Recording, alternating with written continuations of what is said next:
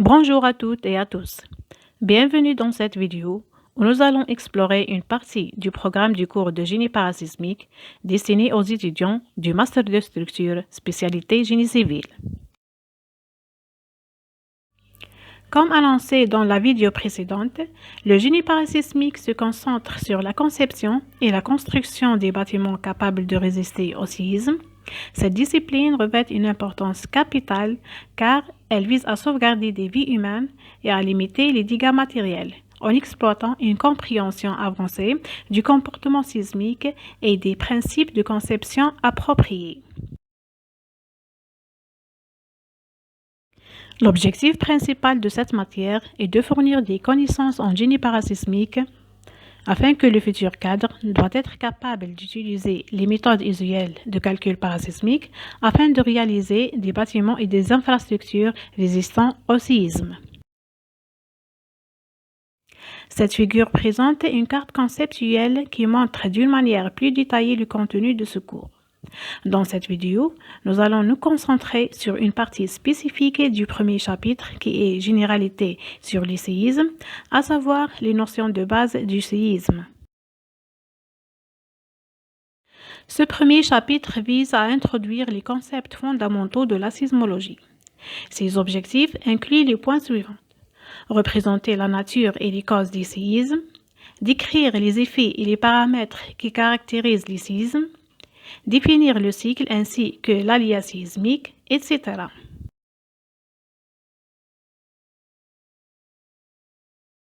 Un séisme est une secousse de la Terre, produite par des causes internes. Il provient de la fracturation des roches en profondeur. Ceci implique une libération brutale de l'énergie accumulée sous forme de chaleur et surtout d'ondes sismiques qui se propagent dans toutes les directions de l'espace. Cette libération d'énergie peut être d'origine tectonique, d'origine volcanique ou alors d'origine artificielle.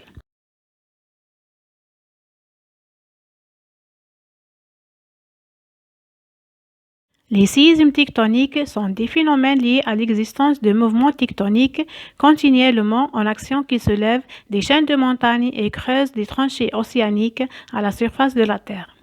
Ces mouvements affectent une quinzaine de plaques et engendrent des contraintes sur les lignes de contact des plaques. Lorsque ces contraintes deviennent trop élevées et supérieures à la résistance au frottement, une rupture brutale se produit. C'est le tremblement de terre. Si les séismes tectoniques sont les plus nombreux, il existe cependant d'autres types de séismes naturels et artificiels. Les séismes volcaniques. Ce sont les séismes naturels non tectoniques les plus fréquents. Ils se produisent en même temps qu'une activité volcanique avec ou non éruption, sans que pour cela les deux phénomènes soient liés. Les séismes provoqués. Ce sont les séismes dus aux explosions. Ces explosions sont de nature très différente et vont des tirs de mines et de carrières aux explosions nucléaires.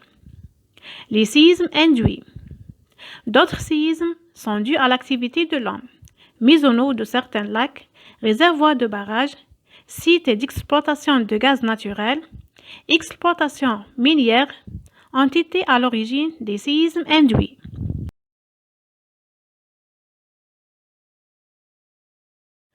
Lors d'un séisme, la Terre est mise en mouvement par des ondes de différentes natures, qui occasionnent des secousses plus ou moins violentes et destructrices en surface. On distingue les ondes de volume et les ondes de surface. Les ondes de volume qui se propagent à l'intérieur du globe à partir du foyer, on distingue les ondes P. Ce sont les premiers arrivés suite à un séisme. Elles se déplacent donc très vite. Ce sont des ondes compressées dans le sens de leur propagation. On dit que ce sont des ondes longitudinales de compression et de décompression. Elles se déplacent dans les solides et les fluides. Les ondes S, ou les ondes secondaires, appelées aussi les ondes de cisaillement ou les ondes transversales, sont moins rapides et ne se propageant que dans les solides.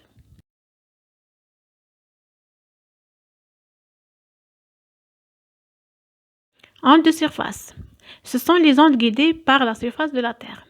Leur effet est comparable aux rides formées à la surface d'un lac. Elles sont moins rapides que les ondes de corps. Leur amplitude est généralement plus forte, mais décroît rapidement avec la distance à la surface qui les guide. On peut distinguer l'onde de Love, l'onde de Rayleigh et l'onde de Scott.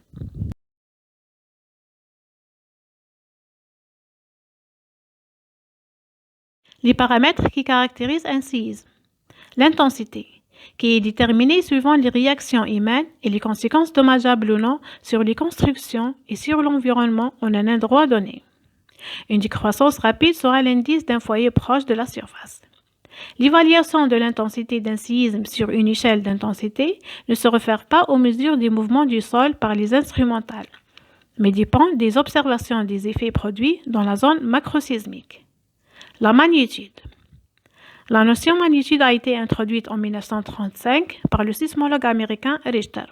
Elle caractérise l'énergie libérée par la rupture de la faille dans la zone épicentrale. En pratique, la magnitude d'une secousse sismique est déterminée d'après les enregistrements des mouvements du sol effectués en un certain nombre de points d'observation situés à des distances quelconques de l'épicentre. Foyer.